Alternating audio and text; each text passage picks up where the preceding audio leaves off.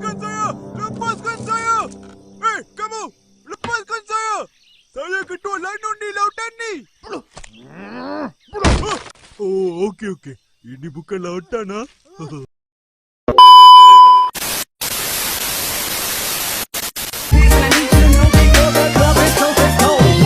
Моя жизнь без тебя, словно солнце без тепла. Моя жизнь так пуста, и ушла я одна. Без тебя моя жизнь словно темная печь.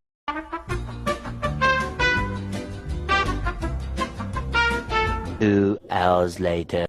3 hours later. Assalamualaikum warahmatullahi wabarakatuh. Perkenalkan, nama saya Muhammad Haikal Fadilah dari 10E4. Di sini saya akan membacakan sebuah materi yang berjudul Keanekaragaman Hayati. Coba kamu berjalan ke depan cermin, lalu perhatikan tipe rambut kamu. Setelah itu, lihat rambut teman-temanmu, apakah mereka mempunyai bentuk rambut seperti kamu? Kok bisa ya bentuk rambut setiap berbeda-beda? Atau kamu sedang ke pasar untuk membeli buah? Di sana kamu berniat akan membeli jeruk. Ternyata ada banyak jenis jeruk yang dijual. Ada jeruk Bali, jeruk lemon, jeruk, hingga jeruk nipis. Nah, perbedaan ini terjadi karena adanya keanekaragaman hayati. Apa sih keanekaragaman hayati itu? Mari kita bahas bersama. Pengertian keanekaragaman hayati. Keanekaragaman hayati adalah suatu keberagaman makhluk hidup yang didasarkan pada ciri-ciri yang dapat diketahuinya melalui suatu observasi atau pengamatan. Keanekaragaman ini bisa meliputi jumlah atau frekuensi dari ekosistem, spesies, hingga gen di suatu tempat. Singkatnya, keanekaragaman hayati adalah keanekaragaman makhluk hidup yang terjadi karena perbedaan bentuk, ukuran, warna, tekstur, hingga sifat-sifatnya. Keanekaragaman hayati juga sering disebut dengan biodiversitas. Keanekaragaman hayati yang ada di ekosistem darat memiliki jumlah biodiversitas yang lebih tinggi daripada di ekosistem kutub. Adanya keragaman hayati yang lebih tinggi ini disebabkan oleh iklim dan cuaca yang berbeda.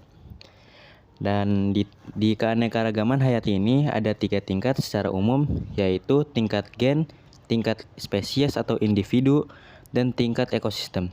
Apa sih bedanya ketiga tingkatan tersebut? Nah, yang pertama ada keanekaragaman hayati tingkat genetik. Keanekaragaman tingkat genetik terjadi karena adanya keanekaragaman susunan gen. Jadi perangkat gen itulah yang menentukan ciri dan sifat yang dimiliki oleh suatu individu. Contohnya, ya perbedaan tipe rambut tadi. Adanya orang yang berambut keriting, lurus, ikal, itu terjadi karena adanya keanekaragaman tingkat genetik. Salah satu contoh lainnya ada pada bunga mawar. Meski sama-sama bunga mawar dan mempunyai nama spesies Rosa hybrid, tetapi warna mahkota pada bunga mawar bisa berbeda. Hal ini karena susunan gen penyusun bunga mawar yang satu dengan bunga mawar yang lain tuh berbeda. Contoh keanekaragaman hayati tingkat gen yang lain juga terjadi pada lalat buah. Kalau kita perhatikan dari gambar, meskipun sama-sama lalat buah, tapi mata lalat ini bisa berbeda kan? Lalat yang satu berwarna merah dan yang satunya berwarna putih. Ini pun menunjukkan bahwa adanya keanekaragaman genetik. Yang kedua, ada keanekaragaman hayati tingkat individu atau spesies. Berbeda dengan keanekaragaman tingkat genetik, keanekaragaman tingkat individu atau spesies ini menunjukkan adanya jumlah dan variasi dari jenis-jenis organisme.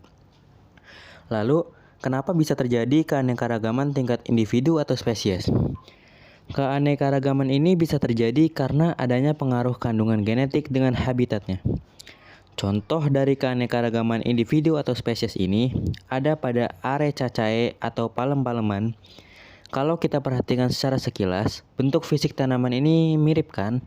Padahal semuanya merupakan jenis atau individu yang berbeda. Pohon aren misalnya, yang mempunyai nama latin Arenga pinanta, dan pinang yang nama latinnya Areca catechu.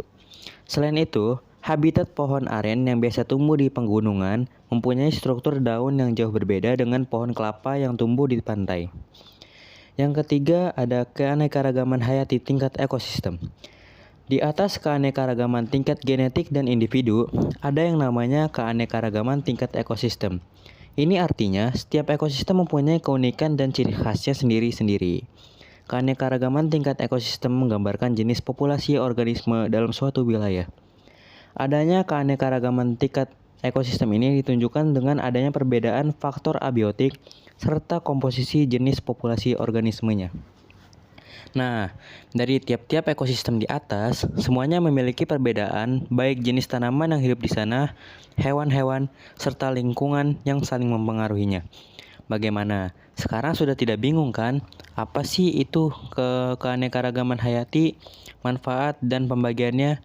Mulai dari keanekaragaman tingkat gen, tingkat individu atau spesies, dan keanekaragaman tingkat ekosistem. Sekian penjelasan dari saya. Mohon maaf apabila ada kesalahan kata. Wassalamualaikum warahmatullahi wabarakatuh.